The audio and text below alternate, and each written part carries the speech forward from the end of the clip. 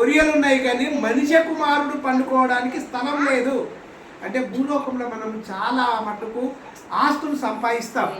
ఇది నా మనవరికి, ఇది నా మనమరాలకు తాత ముత్తాతల నుంచి వచ్చే ఆస్తులుగా ప్రేరేపింపబడి మనకు తరతరాలుగా ఉండడానికి ఆస్తులు సంపాదించుకుంటాం. కానీ యేసు ప్రభు పుట్టినప్పుడు ఆయనకు పుట్టిన స్థలం కూడా లేదు. దేవుడే అతడు, కానీ మానవ జన్మ ఎత్తడానికి అనేక కష్టాలు పడ్డాడు. అదేవిధంగా దేవుడు అనే పదాన్ని అబ్రాము విషయానికి వస్తే, అబ్రాముకు చాలా ప్రేమించిండు దేవుడు.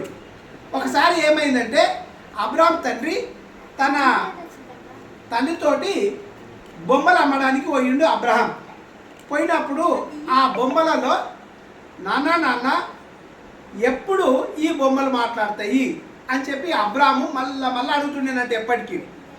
అబ్రాము తండ్రి అతనికి క్లియర్గా ఎప్పుడు చెప్పలేడు. ఒక కట్టెను ఆ బొమ్మల వద్ద పెట్టి, నేను బొమ్మలు అనుకొని వస్తా, నువ్వు ఇక్కడనే కావాలండు అని చెప్పి వెళ్ళినప్పుడు ఫస్ట్ ఆ కట్టె తీసుకొని చిన్న బొమ్మను కొట్టాడు. అది పలిగిపోయింది, మాట్లాడలేదు. తర్వాత ఇంక జర్ర పెద్ద బొమ్మను కొట్టాడు, అది పలిగిపోయింది, మాట్లాడలేదు. ఉన్న బొమ్మలను అన్నింటినీ అబ్రాము కొట్టాడు, అన్నీ వలిగిపోయింది. ఒక పెద్ద బొమ్మ ఒకటి ఉన్నది. ఏం చేసాడు, మంచి తెలివైనడు అబ్రాహాం. ఆ కట్టెని తీసి ఆ పెద్ద బొమ్మకి ఇచ్చాడు, ఇచ్చి కూర్చున్నాడు. అబ్రాహాం తండ్రి వచ్చిన తర్వాత ఈ బొమ్మలన్నీ చూసి ఏమైతే ఎట్లా అయినాయి అంటారంటే ఆ పెద్ద బొమ్మనే అందరినీ చంపేసాడు. ఇలా అంతా చచ్చిపోయాడు, అది ఒక్కడే బతుకున్నాడు, ఆయన అడుగు అన్నాడు. అప్పుడు అబ్రాహాం తండ్రికి ఏమనిపించిందంటే, ఎప్పటికీ నేను అడుగుతుండే ఆయన ఇవి ఎప్పుడు మాట్లాడతాయి చెప్పలేను కనుక ఇది చేసిండు అని చెప్పి అబ్రాహాం తండ్రి ఆ రోజులలో హిందూ అయిన, కానీ అన్య దేవతలను పూజించే కుటుంబం నుంచి అబ్రాహామును వెతికి పట్టుకొని అబ్రాహామే భూలోకానికి ఒక పెద్ద దిక్కుగా బైబిల్ ద్వారా మాట్లాడుతున్నాడు. అందుకని చెప్పి తెలివైన వారు అనేది పుట్టుకతోటే కనిపిస్తారు. ఈ దినం కూడా మన తాయిని రితిక అనబడే పుట్టుక గురించి మనం ఇక్కడ మాట్లాడుకుంటున్నాం.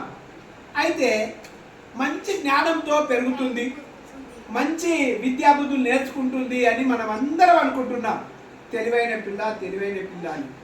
ఎందుకంటే మనం చిన్నప్పటి నుంచి చూస్తున్నాం కనుక తెలివితేటలు అనేవి కంటికి కనిపిస్తున్నాయి. ఈ విధంగా కుటుంబంలో చిన్నపిల్లలు అందరూ వెళ్ళాలి, అందరూ మంచిగా ఉండాలి అని చెప్పి పెద్దోళ్ళ ఆశ ఉంటుంది.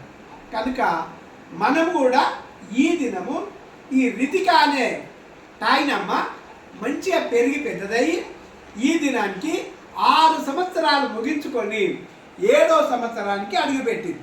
కనుక ఈ దినము ఈ శంకరపల్లి గ్రామంలో మనం అందరము తాయిని పుట్టుక గురించి ఇక్కడ కూడి దేవుని నామాన్ని మనము మాట్లాడుకుంటున్నాము.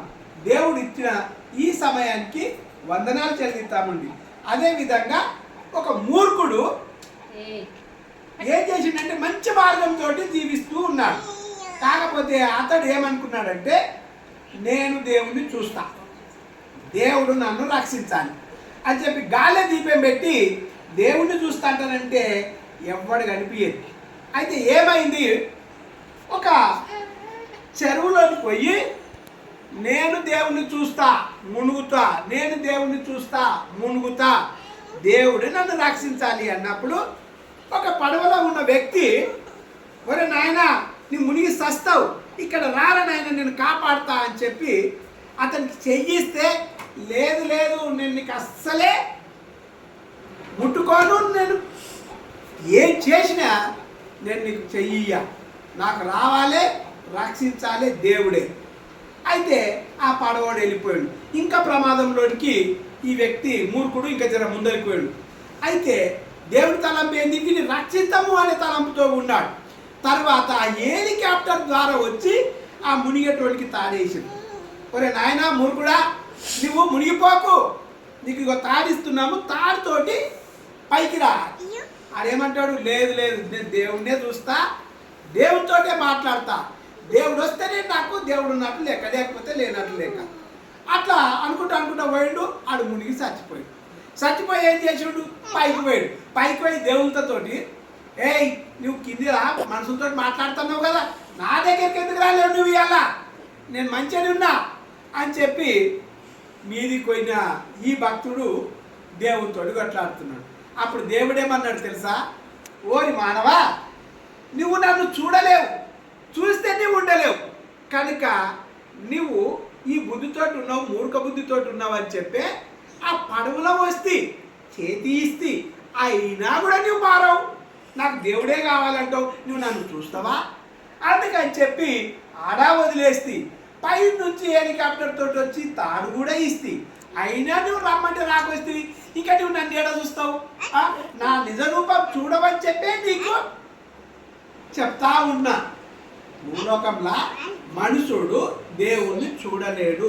విశ్వాసంతో ఆవగిందంత విశ్వాసంతో బతికితే చాలు అని చెప్పి బైబిల్ ద్వారా దేవుడు చెప్తున్నాడు. అందుకని చెప్పి మూర్ఖంతో కాకుండా ప్రతి ఒక్కరు మనుషులు విశ్వాసంతో జీవించాలి. కానీ గాలిలో దీపం పెట్టి దేవుడా నన్ను రక్షించు అంటానంటే ఎక్కడ రక్షించాడు. అందుకని మనం తెలుసుకోవాల్సిన విషయం ఏంటంటే విశ్వాసం అనేది మొట్టమొదలు నేర్చుకోవాలి మనం. అందుకని చెప్పి ఈ దినము తాయినమ్మ బర్త్డే సందర్భంగా యేసు ప్రభు పుట్టిన విషయాన్ని బైబిల్ ద్వారా చదువుకొని ఒక విధంగా అబ్రాహం సంతానం గురించి, రెండోది మూర్ఖుడు బ్రతుకు తెరువు గురించి దేవునికి మొరపెట్టుకుంటా కనపడాలి అనే విధంగా వెళ్ళినాడు. కనుక ఈ విషయాలను మనం గుర్తు చేసుకొని మాట్లాడుకున్నందుకు దేవునికి వందనాలు చెల్లిస్తున్నాం. ప్రార్థన చేసుకుందామండి. కృపగల తండ్రి, దయగల నాయన యేసు ప్రభా, ఈ దినము ప్రభా నాకు ఇచ్చిన తలంపుతో నేను కొన్ని మాటలు మాట్లాడినాను. తప్పుగా బోధిస్తే మా యొక్క మాటలను కొట్టివేయండి ప్రభా. నీ చిత్తం ఉంచి అనేక విషయాలలో మాకు తోడు నీడగా ఈ దినమంతా కాచి కాపాడినాం ప్రభా. దూరం నుంచి వచ్చిన బంధుమిత్రులను, దగ్గరలో ఉన్న బంధుమిత్రుల రక్త సంబంధికులు ప్రతి ఒక్కరిని ప్రేమించి ఇక్కడ మీ యొక్క మాటలు వినిపింపజేసినందుకు నీకు వందనాలు చెల్లిస్తున్నాం ప్రభా.